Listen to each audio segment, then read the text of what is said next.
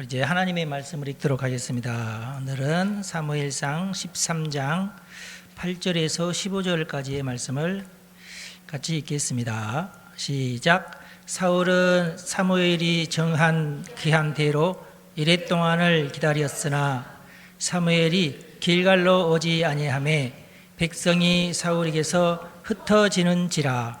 사울이 이르되 번제와 화목제물을 이리로 가져오라 하여 번제를 드렸더니 번제 드리기를 마치자 사무엘이 온지라. 사울이 나가 맞으며 문안하매 사무엘이 이르되 왕이 행하신 것이 무엇이냐 하니 사울이 이르되 백성은 내게서 흩어지고 당신은 정한 날 안에 오지 아니하고 블레셋 사람은 믹마스에 모였음을 내가 보았으므로 이에 내가 이르기를 블레셋 사람들이 나를 치러 길갈로 내려오겠거늘 내가 여호와께 은혜를 간구하지 못하였다 하고 부득이하여 번제를 드렸나이다 하니라. 사무엘이 사울에게 이르되 왕이 망령되이 행하였도다. 왕이 왕의 하나님 여호와께서 왕에게 내리신 명령을 지키지 아니하였도다. 그리하였더라면 여호와께서 이스라엘 위에 왕의 나라를 영원히 세우셨을 것이거늘 지금은 왕의 나라가 길지 못할 것이라.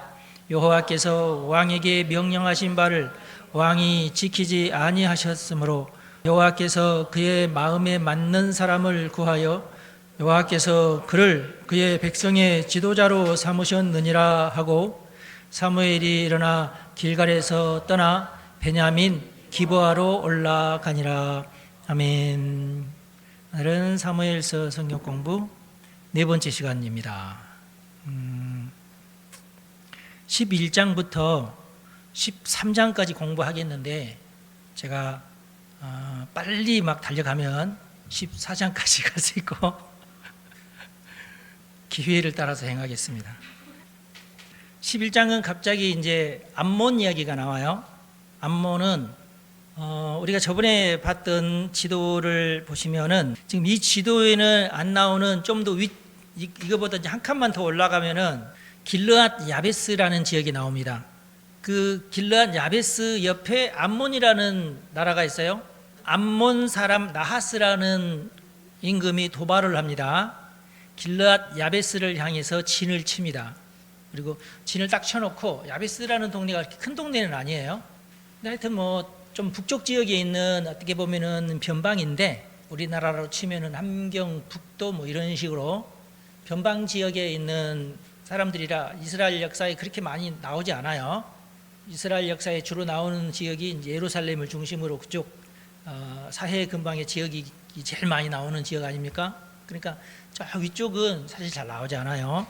근데 이 나하스가 암몬 사람을 치러 들어옵니다. 야, 너희들은 우리의 종이 돼야 된다. 그리고 협상을 제시를 합니다. 야베스 장로들이 가가지고 아유 웬일이냐고, 우리가 다 하자는 대로 해줄 테니까 제발 우리랑 싸우지 말자고.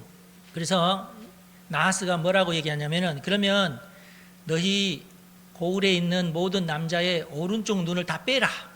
와, 참. 역사 중에 이런 놈들은 없습니다. 하여튼. 그런데 그러면은 내가 너희들을 다 죽이지 않고 너희들을 종으로 삼겠다. 야베스 사람들이 가만히 생각하니까 이 눈을 뺀다는 것이 이게 쉬운 일이 아니잖아. 죽지는 않겠지만 얼마나 고통스러워. 결국 그 말이 무슨 말이냐면 전쟁을 너희들을 못하게 하겠다. 전쟁을 하면은 왼손으로 방패를 잡고 오른손으로 무기를 들고 싸워야 되는데 오른쪽 눈을 제거하면은 방패가 어차피 왼쪽 눈은 가리거든요. 방패를 들면은. 예. 그러면 오른쪽 눈을 가지고 이제 적을 보면서 싸워야 되는데 오른쪽 눈을 제거하면 어떻게 돼요? 그럼 다 왼손잡이가 돼야 돼. 근데 그게 뭐 태어날 때부터 왼손잡이 썼으면 모를까, 오른손잡이였던 사람이 어떻게 왼손으로 싸웁니까? 그건 안 되잖아요. 그래서 오른쪽 눈을 뺀다는 뜻이에요. 그래서 야베스 장로들이 잠시만요, 잠깐만요.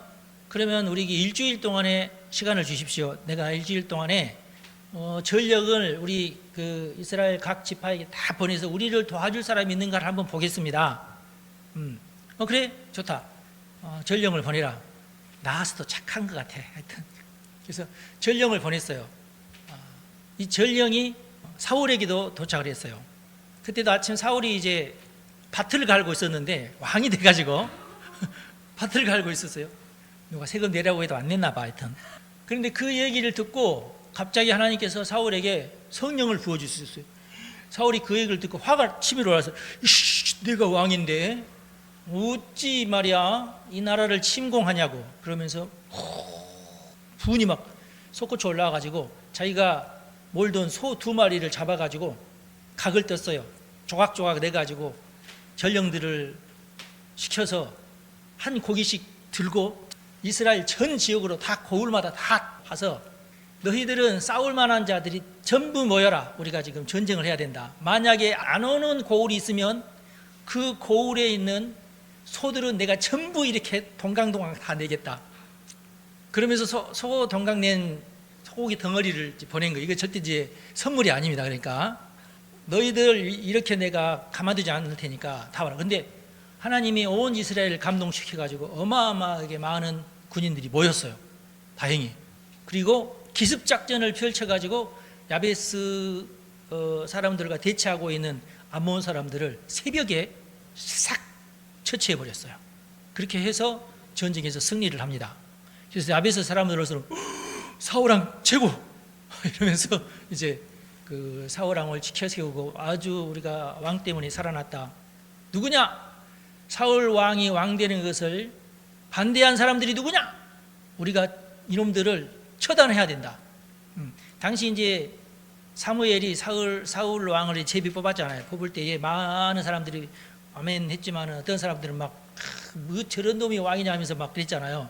그런 사람들을 색출해서 우리가 다 죽이자. 그래서 사울이 아니라 오늘은 좋은 날인데 그러지 말자. 우리가 다 하나님의 나라를 새롭게 했으니까 우리가 이 날은 좋은 날이니까 그렇게 하지 말자 그랬어요. 자, 그런데 왜 갑자기 길르앗 야베스 얘기가 튀어나오냐 이거예요. 이것은 사사기를 봐야 됩니다. 사사기 맨 마지막에 아주 좋지 않는 얘기가 나와요. 슬픈 이야기입니다. 베냐민 지역이죠.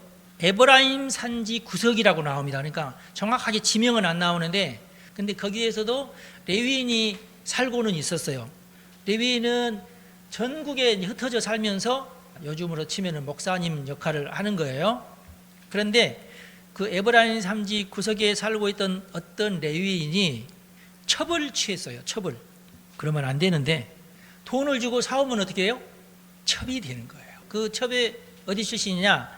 베냐민 족속 베들레헴 출신이에요. 베들레헴에서 그 아버지가 첩으로 판 거야. 그런데 이 여인이 이 첩이 간음을 하다가 들통이 나가지고 고향으로 도망가 버렸어요. 그래서 이 레위인이 이 목사님이 좀 부자였나 봐. 나귀에다가 하인까지 데리고 장인의 집으로 첩을 찾으러 갑니다. 그러니까 자가용도 있었고 운전수도 있었다는 얘기예요. 하나도 부럽진 않지만은 장인이 가만히 보니까 자기 딸이 도망쳐 왔어. 야, 왜 그러느냐? 아니 몰라요. 묻지 마세요. 이러는데 꼬치꼬치 캐 물어보니까 이 딸이 잘못을 한 거야. 아이고 이놈아 어떡하냐? 너 큰일 났다 어떡하냐 이거. 내 돈을 받았는데 물러줘야 되나 어떡하나 이거 지금. 그러고 있는데 사후가 온 거야. 그러니까 이 할아버지가 아이고 하여튼 무슨 서방하면서 어서 오시기나 세상에. 아이고 먼 길 오니라고 얼마나 고생이 많으셨는가 그러면서 여봐라 빨리 잔치를 차리라 하면서 3일을 잔치를 벌입니다. 원래 이제 우리나라는 안 그러는데 그쪽 동네 사람들은 옛날에 손님이 오는 것은 아주 드물었어요. 멀리서 손님이 온다는 것이 드물죠. 첫째 날은 환영회를 이제 하고 안녕하셨습니까? 네, 잘 있었습니다. 누구도 안녕하신가요? 네, 잘 있습니다. 누구는 어떻습니까? 네, 잘 있습니다. 그 얘기만 하면서 하루가 지나요. 그러니까 첫째 날 오자마자 뭐 때문에 와서 이렇게 얘기하면은 이거 무례한 짓이야. 당시에 그 이스라엘 풍속에. 여러분에게 적용하지 마세요. 옛날에는 그랬다. 그리고 둘째 날 잔치를 벌리면서 그래 혹시 무슨 일로 오셨습니까? 뭐 뻔하죠. 지금 딸이 좀 도망쳐 왔으니까 딸 데리러 왔다고 하는 건데 하여튼 그런 줄 뻔히 알아서 혹시라도 이 장인 영감은 뭘 두려워했겠어요? 자기 딸이 잘못을 했잖아. 그러면 안 데려가도 돼요. 그죠? 그럼 뭘 가지러 왔겠어요? 지참금을 지금 이자까지 쳐서 달라. 내가 여기까지 왔단 말이지. 다시 가야 된다. 여비도 달라. 이러면은 손해배상까지 해야 되잖아요. 자, 그러니 자기들은 지금 이제 손이 달달달달 떨리는 거야. 왜냐하면 돈을 다 썼어. 돈을 줄 돈이 없어. 그래서 얼른 옆집에 가서 막 돈 꾸고 말이야. 소 한 마리 빨리 잡아라. 이렇게 해가지고 성대하게 이제 잔치를 베풀어주고 3일간 잔치를 하다가 4일이 됐는데 이제 나는 가야 되겠어. 아니 어떻게 하죠? 뭐 아내 데리고 가야죠. 그래서 너무 마음이 황송해가지고 아유 아침 일찍 떠날 거 뭐 있냐고. 그렇게 먼 길도 아닌데 점심때쯤까지 편히 놀다가 술 한잔도 하시고 그러다가 떠나도 충분하니까 그렇게 하시오. 그래서 그러냐고 알았다고 그러면서 또 너무너무 대접이 좋으니까 그만 거기서 술을 조금 더 먹다가 해가 뉘엿뉘엿 할 때쯤 아이고 시간이 벌써 3시가 넘었네. 일어나야 되는데 장인이 아니 그러지 마시고 그렇게 하면서 그날도 재우고 그만 거기서 5일을 지냈어요. 근데 이제 5일이 지났으면 목사님들은 좀 바쁩니다. 왜냐하면 설교 준비도 해야 되고 오늘 중에는 떠나지 않으면 안 되는 거야. 그쵸? 이분이 안식일을 지나고 왔겠죠?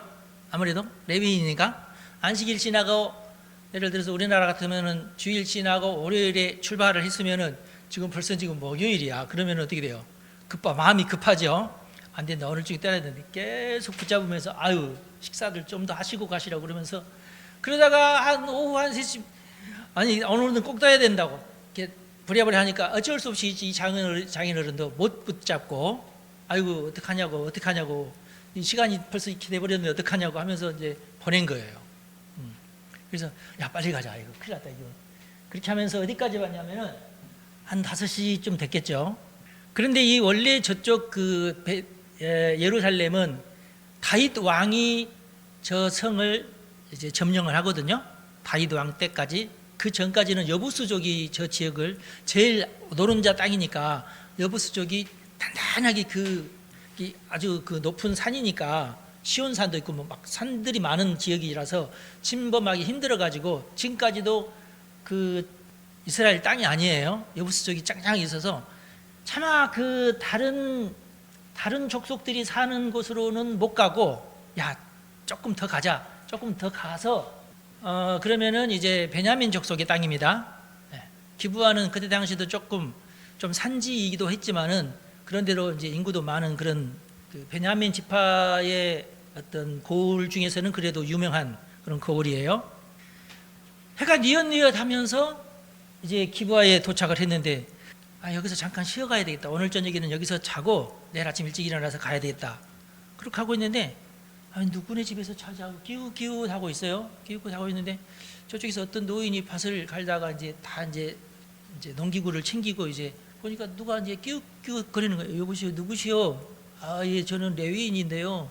집은 지금 에브라임에 있어서 그리 가야 되는데 막 그냥 가는 길에 이렇게 시간을 잘못하는 바람에 이렇게 여기서 하룻밤을 자고 가야 되는데 참 어떻게 해야 될지 모르겠다는. 그러냐고 에브라임 족속이냐고.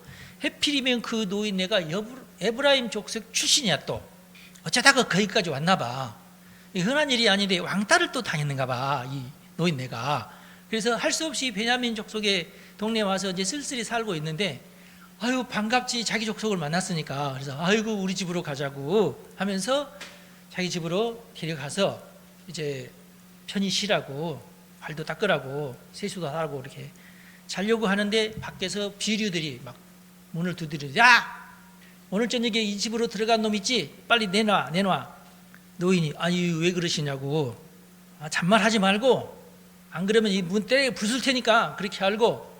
밤이 깊었고 다른 사람들은 다 잠을 자는데 조금 외딴 지역의 집이었나 봐요. 그래서 막 두들기면서 보니까 잘생겼던데 빨리는 이렇게 동성애자들이야. 이게 여자를 요구하는 게 아니에요. 지금 남자를 내놔라. 이거 마치 옛날 소돔과 고모라의 그 사건과 똑같은 그런 상황이에요. 내놔라. 안 된다. 우리는 절대 그럴 수 없다. 이 노인이 하는 말이, 이게 지금으로서는 이게 얼토당토 않는 말인데 그때 당시의 윤리예요. 이 노인이 하는 말이 나에게는 딸이 하나 있는데 저 레위인에게도 첩이 하나 있다. 그러니 내가 내 딸을 내줄 테니까 당신들이 이 딸을 데려가라. 그러니까 레위인이 그 얘기 들으니까 이건 아니거든. 그렇잖아요. 자기 때문에 그러는 건데, 근데 자기는 나가고 싶지 않고, 그래서 알겠다고 내가 내 첩을 내주겠다고 하면서 첩을 내줬어요. 이 첩이 밤새도록 성폭행을 당하다가 이제 노임을 받고 겨우겨우 이제 기어가지고 그 집 문지방을 붙들다가 죽었어요. 레위인이 얼마나 이제 가슴 졸이면서 밤을 샜겠어. 밤을 새고 아침에 문을 열어보니까 자기 첩이 죽어 있는 거야. 문 앞에서. 이걸 보고 얼마나 충격을 받고 놀랐는지 이 레위인이 자기 하인을 시켜가지고 이 첩을 다 조각조각 내가지고 이것을 전 이스라엘 고을로도 다 보냈어. 세상에 베냐민 지파에서 이런 일이 있었다. 이런 일은 있을 수 없는 일이고 이놈들은 가만 놔둬서는 안 된다. 그러자 이 소식을 들은 모든 이스라엘 사람들이 놀라면서 세상에 어찌 우리나라에서 이런 일이 있을 수가 있느냐. 이런 일은 있어서는 도저히 안 되는 얘기다.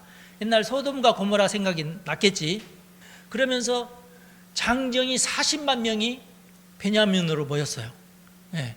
그리고 베냐민 족속들한테 전가를 보내면서 그 나쁜 놈들을 빨리 잡아다가 우리 앞에 데려다 놔라. 안 그러면 너네들 가만 안 두겠다. 베냐민 족속이 아무리 찾아도 이놈들 어디 있어? 다 도망갔지. 이게 있겠어? 그래서 우리는 그럴 수 없다. 왜 이런 일로 우리를 괴롭히냐. 이렇게.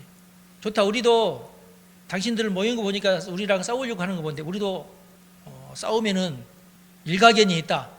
그러면서 전쟁이 벌어졌어요.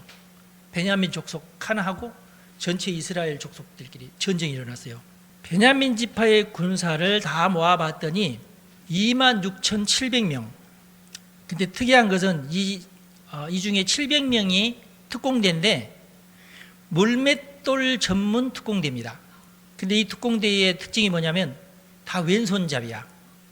왼손으로 물맷돌을 돌리는 특공대인데 기가 막히게 이 전쟁을 잘하는, 오른손에는 방패가 있겠죠. 왼손에는 물맷돌을 가지고 있고 30만 명이 나왔고 특별히 유다 족속에게서만 3만 명이 나왔어요. 유다 족속하고 베냐민 족속이 붙었는데 26,700명 대 3만 명이 붙었는데 첫째 날 유다 족속 22,000명이 전사를 했어요. 와, 이 베냐민 지파가요 싸움을 잘해요. 그래서 둘째 날도 싸움이 붙었는데 둘째 날은 전체 이스라엘 족속 가운데 18,000명이 죽었어요. 그러면서 도망갔어요.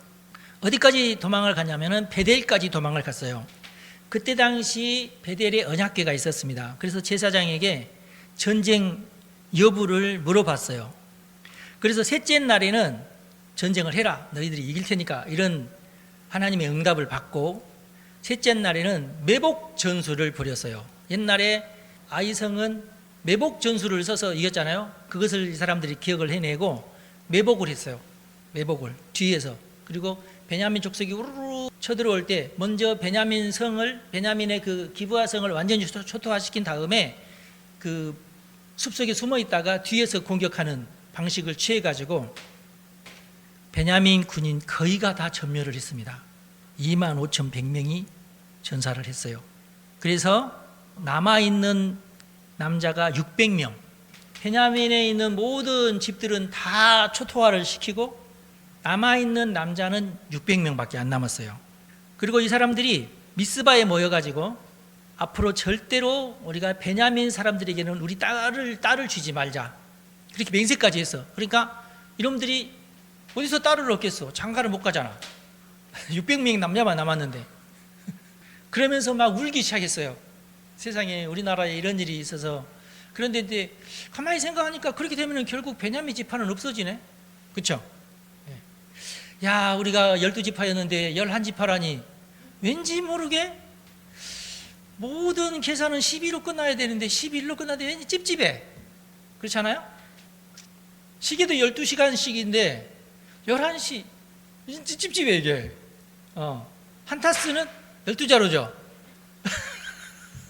달도 12달이고 그러는데 이게 야 이거 그래서 더 웁니다.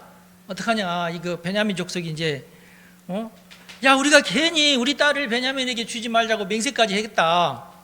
이거 어떡하냐 이거 한번 맹세했으면 이게 지켜야 되거든요. 그럼 베냐민 족속은 이제 우리 이스라엘 지도상에서 사라지는 데 어떡하냐. 그러다가 자 이런 어떤 불행한 일이 왜 일어나는지를 한번 제비를 뽑자 해서 또 다른 맹세를 해요. 두 가지 맹세를 해요. 첫 번째 맹세는 뭐냐면 베냐민 지파에게는 딸을 주지 말자 이런 맹세를 해요. 또 다른 맹세는 뭐냐면 이 나라에 이렇게 엄청난 죄악이 저질러졌는데 우리 다 함께 모여서 이 베냐민 지파를 처단합시다 하고 모였는데 만약에 여기에 참석하지 않은 어떤 그 고울이 있으면 그 고울은 우리가 완전히 이 고울도 같이 멸절을 시킵시다 이렇게 그 맹세를 해요. 공동체라는 게 무서워요. 그러니까 이스라엘 전체 공동체 우리는 하나다. 우리는 하나인데 뭔 일이든지 할 때는 같이 해야 되는데 한 놈이라도 빠지면은 그러면 우리가 가만 놔두지 말자 이런 식이에요. 그래서 지금까지도요 이스라엘 사람들은 무슨 일이 있을 때 뭉치는 이유가 거기 있어요.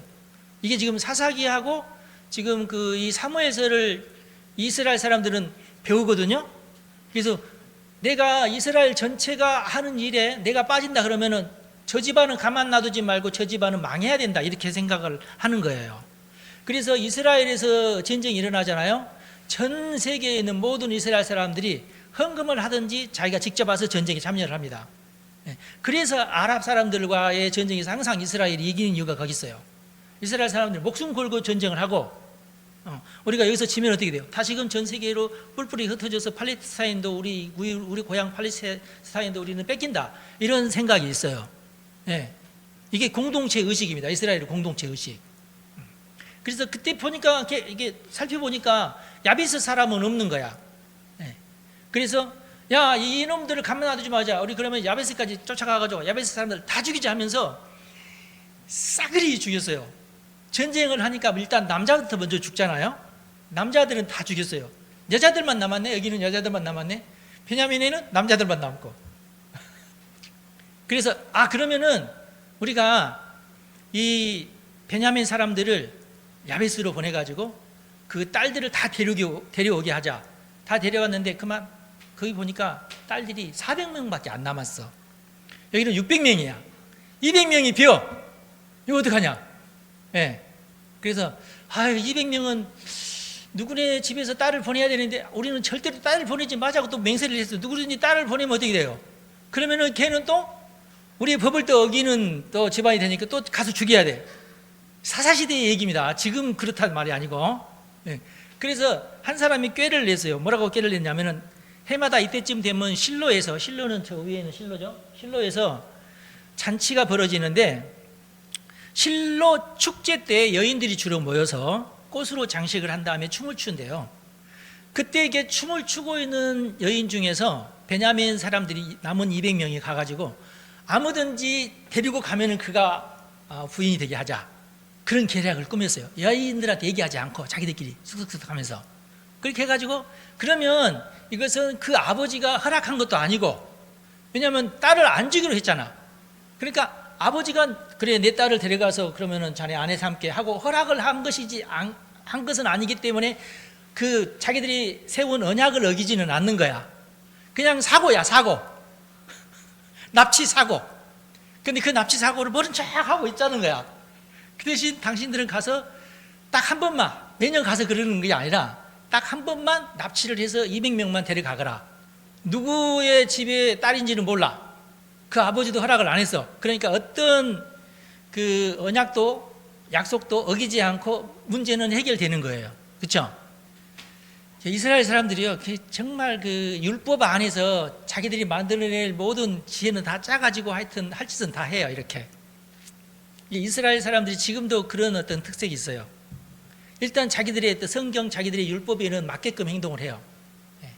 그래서 참 특이한 민족이에요. 하여튼 이 민족이 그런 내용들이 지금 이 사사기서에 이게 왜 또 사사기라고 연결되냐면 자 여러분 생각해 보세요.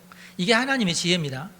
이제 사람이 아무리 날고 긴다 해도 하나님의 지혜를 따라갈 수가 없어요. 하나님은 더 지혜로우신 분이니까. 자, 사울 왕이 신임을 못 받고 있을 때 하나님께서 내가 도와줘야 되겠다. 세상에 왕이 돼가지고 밭을 갈고 있네. 그래서 어떻게 할까? 우리 하나님은 아무도 상상할 수 없는 방법을 만들어냅니다. 오케이? 그러면 내가 암몬 사람 나하스가 요즘에 저렇게 좀 애가 까불까불하니 이러니 전원도 칠 겸 내가 나하스에게 길르한 야비스를 치도록 해야 되겠다 하신 거예요. 야비스는 그때까지 어떤 뭐랄까 왕따 지역이긴 해요. 왕따 지역. 그때 거의 대부분 죽고 여자들도 다 이제 뭐랄까 잡혀가고 남아있는 몇 명이겠지. 도망갔거나 산속으로 도망갔거나 했던 그 몇 명이서 모아가지고 그때부터 다시금 몰래 이렇게 살았으니까 얼마 많이 되지도 않겠죠. 예. 그래서 이건 왕따 고을인데 어느 누구도 이 왕따 고을을 도와줄 만한 사람은 없어. 그런 상황이죠. 그때 사울이 지도 지금 왕따야. 왕따가 왕따를 도와주는데 더 놀라운 것은 베냐민이 지금까지 그 명령을 이어온 이유가 뭐예요? 야베스 딸들이야. 야베스 족속의 딸들의 후손들이야. 어떻게 보면은 사울도 사실은 야베스 딸의 후손이야. 그렇죠? 그래서 하나님께서 사울아, 너네가 지금 야베스의 핏줄이 너에게도 있어 임마. 그러면서 사울에게 확 하고 성령을 부어주셔서 쉬 하면서 일어나가지고 다 모여라, 야베스를 위해서 다 모여라 한 거예요. 여러분, 성경이 참 희한합니다. 네. 그래서 온 이스라엘 사람들이 다 마음속에 뭐가 있으면 우리가 야베스를 다 죽였지, 우리가 이런 죄책감이 다 있어. 그래서 그럼 우리가 가야지 하면서 모인 거예요. 어마어마하게 많은 수가 모여가지고 나하스를 처단한 거예요. 그러니까 제가 왜 자꾸 그런 말을 하냐면 당시의 전쟁은 하나님께서 하신 심판 행위와도 일맥상통한다. 전쟁을 통해서 죽을 자를 죽이시는 거예요. 그러면서 이 사건을 통해서 사울 왕의 위상이 딱 일단은 왕의 지위까지 올라갑니다. 그리고 나서 사무엘이 등장을 하면서 우리가 그러면은 나라를 새롭게 합시다. 그러면서 그 다음 장에는 사무엘의 연설이 나옵니다. 어떻게 보면은 진정한 왕이 즉위식이고 군사적인 유용을 갖춘 상태에서 왕이 즉위식을 해요. 그래서 사무엘이 그때 다시금 왕이 즉위식을 거행을 합니다. 그러고 나서 이제 12장에서는 사무엘이 마지막 당부를 해요. 설교를 길게 합니다. 내가 우리 아들들 말고 내가 너희들한테 잘못한 거 있느냐? 없습니다. 그리고 이스라엘 역사를 언급합니다. 모세와 아론에 대한 얘기도 하고, 그리고 사사들에 대한 얘기 쭉 이렇게 10조의 이야기들을 쭉 이제 얘기를 하면서 너희들이 왕을 구한 것이 여호와의 목전에서 큰 죄악이다. 이것은 이제 사무엘의 시점이에요. 어떻게 보면은 이게 하나님의 시점은 아닐 수도 있어요. 세상이 변했고 이제는 왕의 시대가 와서 왕이 됐는데 당시에 사무엘은 그렇게 생각하지 않고 너희들이 사사로 만족을 해야 되는데 왕을 구한 것은 죄다고 이렇게 생각을 하는 거예요. 지금 이것도 그러니까 우리가 성경을 보면서 이제 깨달아야 돼요. 제가 볼 때는 우리나라도 이제는 이 헌법 체계가 바꿔져야 된다는 생각을 해요. 우리가 작년 올해 걸치면서 우리나라 헌법이 너무 지금 허점이 많구나 이런 걸 느끼잖아요. 헌법만 제대로 잘 됐고 그랬으면은 이상한 사람들이 헌법을 가지고 유린하지 못했을 텐데 지금 그러지 못하니까, 그러니까 이 헌법을 만들 때 사람들은 이렇게까지 사람들이 헌법을 악용할 줄을 몰랐죠. 예. 선관위라는 것도 만들 때 선관위가 이렇게 타락할 줄을 몰랐죠. 그러니까 이제는 이걸 어떻게 할 수가 없어. 이제는 헌법 자체를 바꿔야지 이런 일이 다시 일어나지 않아. 지금 그런 상황이 된 거예요, 이미. 예. 그래서 이제 현재 우리나라의 숙제는 예전 체제는 버리고 새로운 체제로 다시금 탈바꿈 해줘야 돼. 더 완벽한 체제로 나아가야 되죠. 아마 지금 이 사무엘이 처한 상황이 그런 상황이라고 볼 수 있어요. 이제 사사 체제는 이제 어떤 한계가 왔다. 이제 국제 정세가 만만치가 않는데 이제부터는 왕정 체제로 조금 더 비용이 더 들어가더라도 왕정 체제로 가야 된다. 그런데 사무엘은 여기에서 굳이 그 너희들이 왕을 요구하는 것이 어떤 그 하나님 앞에 죄다 이런 식으로 해가지고 다 회개하라고 그래서 다 백성도 다 회개해요. 그리고 하나님께서 사무엘이 요구합니다. 하나님, 내 말이 맞으면은 우레를 내려주시고 비도 내려주십시오. 그러니까 하나님께서 진짜 우레도 내려주시고 비도 막 내려주시는 거야. 그래서 그러면 하나님은 사사체제를 원하신 거예요? 하나님이 정말 사사체제를 원했으면 왕정이 없었겠죠. 근데 결국 왕정을 허락하시잖아. 그래서 제가 볼 때 이것은 사무엘을 위한 것이다. 왜 그럴까요? 하나님이 사무엘과 너무 친해서 그렇습니다. 여러분들도 생각을 해보시라고. 나하고 너무 친한 애가 부탁을 하면 조금 아닌 것도 들어주잖아. 그리고 사무엘이 요구한 것이 그렇게 큰 잘못이에요 지금? 아닌 거야. 네. 그래, 여러분 하나님한테 배짱 부리려면 부리시라고. 아셨죠?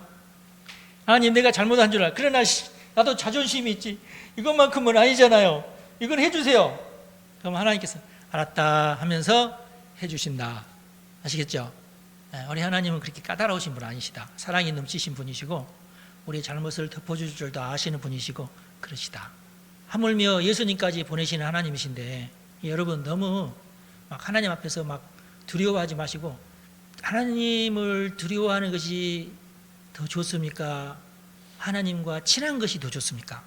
하나님과 친한 것이 더 좋은데 그렇다고 해서 건방지면 돼야 안 돼요. 그건 또 아니야. 그러다가 한 대 얻어 맞아 또.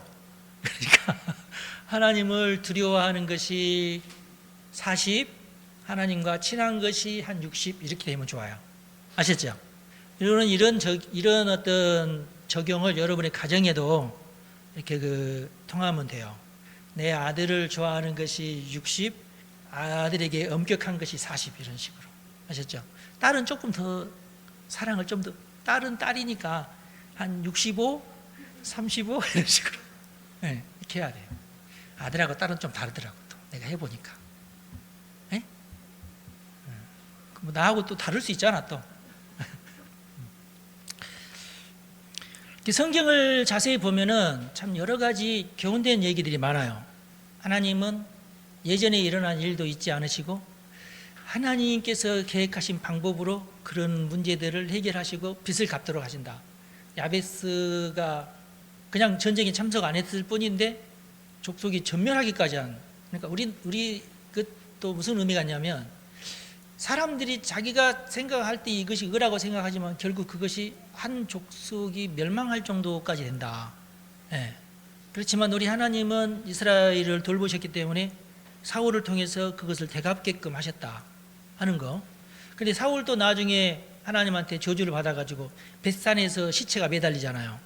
그게 이제 사무엘상 맨 마지막 장에 나오거든요. 전쟁에서 져가지고 벳산에서 그 자기 아들하고 요나단과 같이 산 절벽 같은 데에 매달리잖아요. 시체가. 그건 이제 수치거든요. 당시에, 지금도 물론 그렇지만은 사람이 죽었는데 땅에 묻지 않고 어떤 나무에 매단다거나 어떤 어디에 매단다는 것은 봐라, 이놈은 나쁜 놈이다, 그런 뜻이거든요. 그러니까 어떻게 보면은 그 가문의 수치란 말이에요. 그런데 그 소식을 들은 야베스의 청년들이 밤새도록 달려와가지고 그 사울과 그 요나단의 시체를 거두어 가지고 자기 동네로 데려가요. 가서 7일 동안 장례를 치르면서 울고 애곡을 하고 땅에 묻어줍니다. 야베스 족속이. 왜 그럴까요? 당시에 사울이 주도적으로 자기 야베스 족속을 살려주고 아직까지 눈이 살아있는 것은 사울 때문이다. 여러분 같으면 안 그러겠어요? 네. 다 사울을 무시하고 이렇게 그 시체가 이렇게 매달려 있는 가만 바라만 보고 있어도, 만약에 여러분들이 야베스 족속이라면 우리가 그래 이래서는 안 되지 하면서 소식을 듣자마자 모든 장정이 뛰어와가지고 시체를 수습을 해줬다.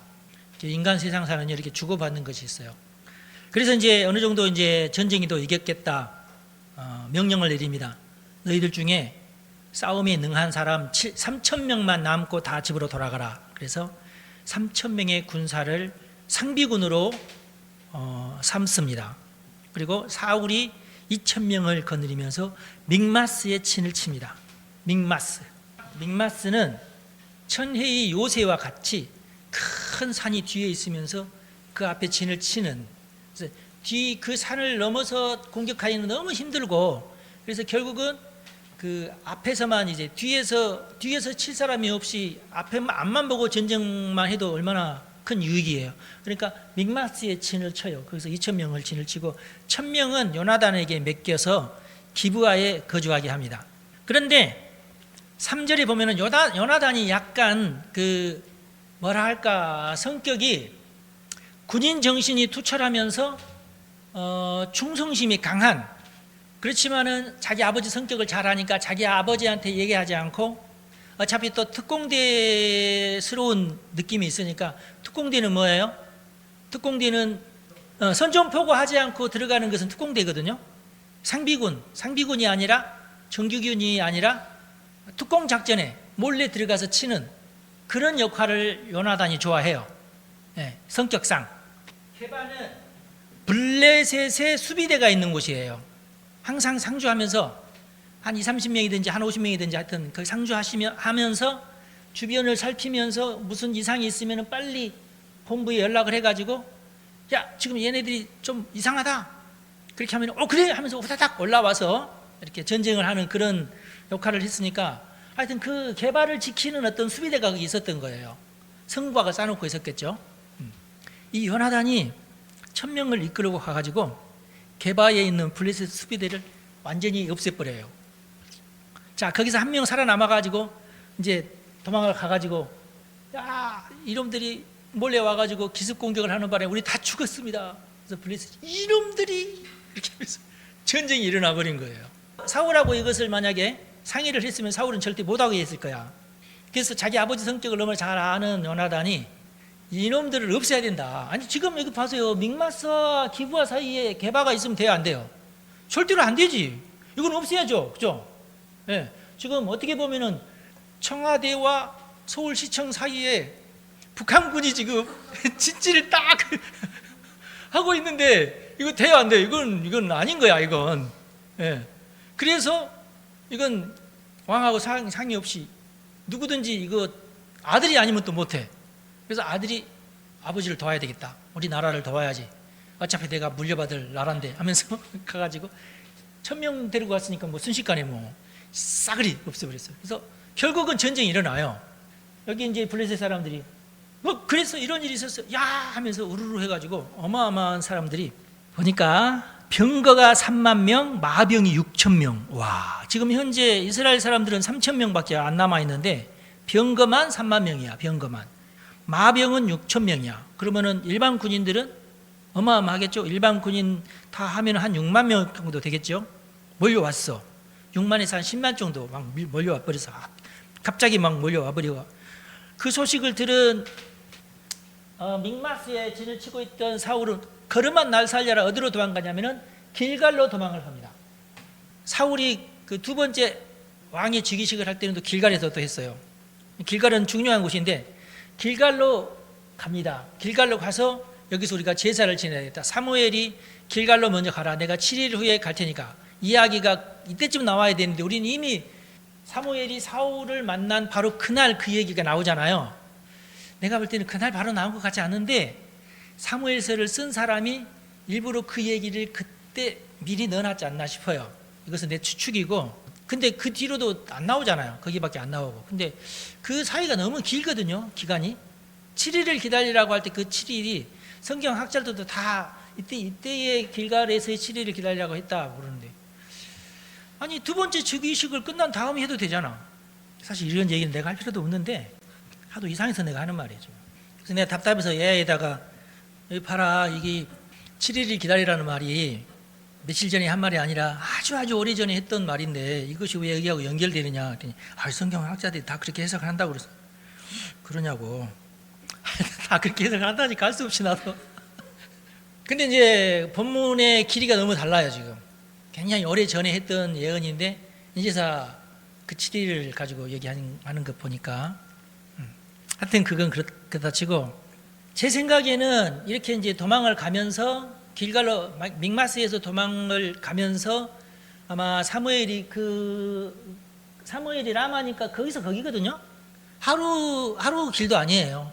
1시간이면 후다닥 달려갔다가 오는 길이에요. 그러니까 사울이 이제 길갈로 내려가면서 라마로 전령을 보내가지고 사무엘님 이만저만하니 우리가 아무래도 길갈로 가야 될 것 같습니다. 그래서 사무엘이 그래 그러면은 길갈에 가서 7일은 기다려야 알겠지. 7일만 기다리라고 그래. 내가 가서 제사를 거기서 드려야 되니까 제사 드릴 준비를 하고 있어라. 내가 가서 드릴 테니까. 아마 그랬을 것 같아요. 예. 그리고 이제 길갈로 갔는데 그래서 그 사이에 이 블레셋 군대가 우르르 10만 이상이 몰려와가지고 믹마스를 차지를 해버려요. 여기가 제일 중요한 자리를 하고 차지를 딱 해버리고 특공대를 3개로 나눕니다. 여기서 노략군이라고 나오는데 특공대를 3개로 나눠가지고 제가 이제 특공대가 간 지역을 이렇게 파란색으로 칠을 해놨어요. 보자. 하나는 벳호론으로 이쪽으로, 하나는 오브라로. 오브라는 아무리 찾아도 어딘지 모르는데 이 지도를 그린 사람은 아마 에브라임 밑에가 오브라일 것이다. 북쪽으로, 조금 북쪽으로. 그리고 스보임 골짜기라고 되어 있는데 스보임 골짜기는 또 아무리 제가 찾아봐도 안 나타나요. 그래서 제가 아마 믹마스와 길갈 사이 어디쯤 골짜기가 있었는데 거기를 아마 스보임이라고 했나 보다. 그렇게 하고 제가 이렇게 물음표를 넣어가지고 스보임이라고 빨간색으로 해놨죠. 그런 뜻입니다. 스보임이라는 골짜기가 아니라 스보임이라는 지역명은 있는데 그것은 사해 쪽 남쪽이에요. 남쪽. 소돔과 고모라에 있는 그 지역이에요. 그러니까 지금 현재 전쟁이 일어나고 있는 저 지역과는 너무나 거리가 먼 지역이라서 거기는 아닌 것 같고, 거기 또 골짜기라는 말도 없고 어떤 지역명이니까 골짜기는 골짜기 이름이 스보임이라는 데는 아무데도 사실 성경을 아무리 찾아봐도 스보임이라는 골짜기는 여기 그 사무엘서밖에 안 나옵니다. 그래서 아마 길갈로 가는 쪽이었을 것이다. 저는 그렇게 짐작을 해서 그렇게 해놓은 것입니다. 자, 사무엘이 이제 드디어 출두를 했다는 말을 블레셋 사람들이 듣고 아마 특공대를 3개를 조직을 해가지고 파견을 했지 않았나 그렇게 생각해요. 왜냐하면은 야 사무엘까지 출정하면 안 되는데 사무엘 저놈은 하나님한테 기도를 해가지고 그러면은 우리가 질 수밖에 없는데 아마 이런 어떤 학습 효과가 있을 거 아니겠어요. 그래서 아마 블레셋이 후다닥 하면서 이런 특공대를 조직을 했지 않나 싶습니다. 오늘 우리가 읽은 내용은 사울과 사무엘 간의 갈등에 대한 얘기예요. 여러분 잘 아시죠? 분명히 와서 사무엘이 와서 제사를 드려야 되는데 7일이 이미 지났어요. 일부러 7일까지 기다리라고 했는데 7일 지나고 내가 가야지. 사무엘은 그렇게 생각했을 거고 다급한 사울의 입장에서는 7일까지 기다리면 오늘까지는 와야 되는데 오늘까지 해가 이어 넘어져가면 안 되는데 하면서 오늘 지나기 전에 예배는 드려야 된다 하면서 예배를 드린 것 같고, 사무엘 입장에서는 이제 7일이 다 됐으니까 이제 가야지 하고 이제 온 것 같고, 그런 차이예요. 예. 애매해요. 그러니까 제가 볼 때는 애매하고 사울도 안 됐다. 그러나 우리가 이제 통상적으로 생각할 때는 그래도 기다려야죠. 그렇죠? 지각한 것은 잘못한 거예요. 그래도 기다려야죠. 그죠? 여러분들 같으면 친구랑 어디서 만나기로 하고 그랬는데 안 와. 몇 시까지 와? 그래 알았어. 안 왔어. 그러면 이제부터 너하고는 이제 끝났어. 그건 아니잖아요. 네. 그래서 이 사울이 너무 사무엘과의 어떤 그 약속을 너무 쉽게 생각을 하고 심지어 자기가 드리지 말아야 될 제사까지 드렸다. 사실 제사는 누구나 드려도 될 수 있는 게 제사긴 해요. 그러나 당시 규정상 누구만 드릴 수 있어요? 제사장만 제사를 드릴 수 있어요. 그러면은 그것만큼은 또 인정을 해야죠. 예, 그런 건 있습니다. 그 월권 행위는 영적으로도 월권 행위가 있잖아요. 하지 말아야 될 짓이 있잖아요. 예, 그런 것은 안 하는 게 낫다. 아무리 그 사람이 잘못된 사람이라도 그것은 아닌 것 같다. 그러니까 우리가 신앙생활을 하다가도 특별히 시골에 있는 성도들이 그런 경우가 많은데 평신도가 목사에게 너무 좀 월권을 하는 경우가 좀 도시에는 그런 게 드문데 작은 교회나 시골에는 그게 좀 흔해요. 그런 것은 그런데 참 바람직하지 않죠. 네, 안타깝습니다. 하여튼. 그로 인해서 결국은 이제 사무엘도 성격이 참 좀 뭐랄까 제가 볼 때는 좀 너무한데 그렇다고 해서 사무엘을 탓할 수도 없어요. 안타깝습니다. 하여튼. 그래서 내가 아주 장시간 한 몇 시간 동안 AI랑 씨름하면서 사울이 더 잘못했냐 사무엘이 더 잘못했냐 가지고 기계랑 여러 가지로 씨름을 했는데 이 A야 이놈이 그 말도 맞는 것 같고 그러는데 그렇게 하면서 결론은 뭐냐면 그래도 법은 법이야. 질서는 질서고. 한 번 그렇게 질서를 어겼다고 해서 이렇게까지 또 사람이 망가질 수 있나? 그것도 참 너무 참 안타까운 일인데, 그러니까 이 사울이 한 번 딱 그렇게 실수를 하면서부터 그 뒤로부터는 굉장히 실수를 많이 하게 됩니다. 그래서 혹시라도 여러분들, 내가 볼 때는 사울에게 약간 정신적인 문제도 좀 있었다 하는 생각은 들어요. 소심, 두려움, 시기, 그 뒤로 나온 행적을 보면은 소심해요. 그러니까 요나단도 자기 아버지가 소심하다는 것을 알고 일부러 아버지한테 얘기하지 않고 막 도딴 쪽으로 행동한 것이 많거든요. 그러니까 소심한 사람하고 대화를 하면은 일단 그 사람 어떤 권위자이고 그러면은 더 어려워요. 이미 왕이 돼버렸네. 이 왕이 돼버려서 왕의 명을 어기기는 아들인 요나단 입장에서 힘들어. 이거 일단 한번 딱 이건 아니라고 딱 얘기해버리면은 이건 해야 되는데 그러면은 못해. 그러다가 나라가 망할 수도 있어. 그래서 요나단이 이건 개발 이건 없애야 되는데 그렇지. 그러나 개발을 없애므로 일이 더 팡 커져버렸잖아. 예. 그래서 사울 입장에서도 아들이니까 어쩔 수 없이 자식 이러고 있는데 둘이 서로 애매한 거야, 관계가 지금. 그래서 사실 이런 것들이 우리가 깊이 연구를 해봐야 되는데, 결국은 우리가 그러더라도 그런 어떤 실수를 안 할 수는 없어요. 실수를 하더라도, 특별히 식구 간에 실수를 하게 되더라도 빨리 잊어버리고 정상을 찾는 게 최고다. 아시겠죠? 네, 정상을 찾아야 돼요. 교회에서도 마찬가지예요. 조금 껄끄러운 사람이 있을 수 있어요. 그런데 정상을 찾아야 돼요. 어떻게든지 내가 열심히 노력해가지고 그 사람과의 관계에서 정상을 찾아야 돼요. 네, 같은 교인이라면 노력을 해야 됩니다. 저놈은 내가 싫어하는, 나도 싫고 지도 나 싫고 그건 아닌 것 같다. 우리가 같은 교인이라면 적어도 그렇게까지 관계가 틀어지지 않도록 서로 배려를 하고 굉장히 지혜롭게 해야 된다. 저 사람이 싫어하는 말을 안 해야 된다는 거, 그런 것을 우리가 성경 공부를 통해서 배우는 것이 참 중요하고, 만약 그렇게 하지 않고 계속해서 자기가 파고 싶은 그 이상한 자기만의 길을 걸어갔을 때는 결국은 사울처럼 멸망한다. 우리 그러지 말자. 관계도 소중하다. 그런 말씀을 드리고 싶습니다. 근데 참 어려워요, 그런 것은. 일단은 사울이 내가 잘못했습니다. 내가 하지 말아야 될 제사를 제가 드렸습니다. 저도 너무 답답하고, 너무 군사들이 그때 3,000명이나 있었잖아요. 3,000명이 있었지만은 저쪽에서 10만 명이 몰려오니까 다 무서워서 어떻게 되냐면 다 숨어버렸어요. 숲을 사이로 숨어버리고, 굴 있으면 굴 사이로 숨어버리고, 그러니까 자기 집으로 가지는 않았어. 자기 집으로 가지는 않았지만은 혹시라도 모르니까, 나는 살고 싶으니까 다 진영을 떠나가지고 그 주변에 있는 모든 지역에 다 꾸역꾸역 숨어 있는 거야. 네. 만약에 전쟁이 나서 정말 여기 우리가 승산이 없다면 그냥 주랭랑을 해야 되고, 만약에 승산이 있다 싶으면 빨리 나와가지고 나도 싸우는 척 해가지고 나도 합류해야 되니까, 그렇다고 해서 다 버릴 수는 없고, 누가 도망갔네 나중에 알려지게 되면 그것도 문제잖아. 그러니까 숨어버렸어요. 그래서 그 사울 옆에 600명밖에 안 남은 그런 상황에서 또 그 600명 중에서도 또 도망가고 뭐 이런 일이 벌어지니까 사울로서는 너무나 다급해서 자기가 먼저 제사를 드렸다. 근데 제사를 드리고 나서 그러면 바로 전쟁이 있었냐? 그것도 아니야.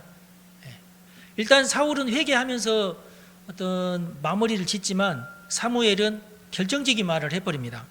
이것도 나는 사무엘의 실수이지 않나 싶은데, 사무엘이 하나님께서 왕위를 다른 사람에게 넘길 것입니다, 이렇게 말을 해버려요. 그래서 하나님께서 하신 지혜는 뭐냐면, 좋다, 네가 한 말대로 내가 다윗을 내가 선택을 할 건데, 대신 내가 이 다윗을 사울 왕의, 그러니까 사울로 내가 넣겠다. 그러면 요나단에게 사실은 왕위가 계승이 돼야 되는데, 요나단은 또 사실 하나님께서 차차차 열심히 하셔가지고 요나단하고 다윗은 친형제보다도 더 애틋한 사이가 돼버려요. 요나단이 누누이 하는 말이 뭐냐면은 나는 다윗의 다음이다 그래요. 항상 다윗이 왕이 되고, 만약에 다윗이 왕이 못 될 때 내가 왕이 된다, 이런 말을 공공연히 하고 다닙니다. 정말 요나단은 자기 성격을 자기가 잘 알기 때문에 왕이 되는 것은 나보다는 다윗이 낫다고 스스로 믿고 있었어요, 진짜로.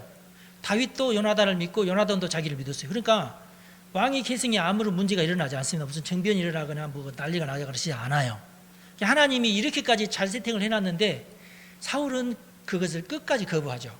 사울도 참 지독스러워요. 사울은 진짜 제가 볼 때 연구 대상입니다. 그래서 여러분들 절대 사울 성격을 닮지 마라. 아시겠죠? 혼자 자기 굴을 판 스타일이에요. 요나단도 다윗과 막 나중에 보면은 끙끙 짜고 너 걱정하지 마라. 내가 아버지를 설득시킬 테니까 너 도망가지 말고 여기 숨어 있어. 알겠지? 그리고 가가지고 아버지 그게 아니라요. 그러니까 아버지가 야 이놈아 다윗이 네 적인지도 모르고 이놈아 이 철없는 놈아 이렇게 하면서 끝내 요나단의 요구를 거절하잖아요. 사울이. 그래서 할 수 없이 요나단이 다윗에게 가지고 너하고 나는 형제 같은데 하면서 어쩔 수 없이 빠빠이 하잖아요. 그런 거 보면은 우리 하나님은 정말 사울에게 최선을 다했다. 그런데 사울 지가 혼자 자기 굴을 파고 그 속에서 안 나왔다. 이렇게 볼 수 있어요. 그래서 우리 기독교인들은 절대 교회 생활을 하면서 뭘 하든지 간에 자기 혼자 자기 굴에 갇히지 말자. 인정할 거 그냥 인정하고 깔끔하게 털 건 털고 하나님 말씀대로 살면 좋지 않겠나 하는 생각입니다. 물론 쉽지는 않아요. 그렇지만 항상 우리가 이 사울을 통해서 배워야 할 것이 많습니다. 네, 우리 기도하겠습니다. 하나님 아버지 감사합니다. 오늘 또 우리가 사무엘서를 공부하게 되어서 참으로 감사합니다. 하나님의 말씀은 참으로 연구하면 연구할수록 여러 가지 좋은 교훈이 우리에게 있는 것을 볼 때 참으로 감사합니다. 우리 성도들을 축복하오니 우리 성도들에게도 하나님의 말씀을 사랑하는 마음을 깊게 허락하여 주시고 말씀을 통하여서 주시는 하나님의 계시, 하나님의 뜻, 하나님의 성품을 잘 깨달아서 하나님과 더 많이 친해지고 하나님의 말씀에 더 순종하는 우리 성도들이 다 되게 도와주옵소서. 우리 주 예수님의 이름으로 기도합니다. 아멘. 여러분 축복합니다.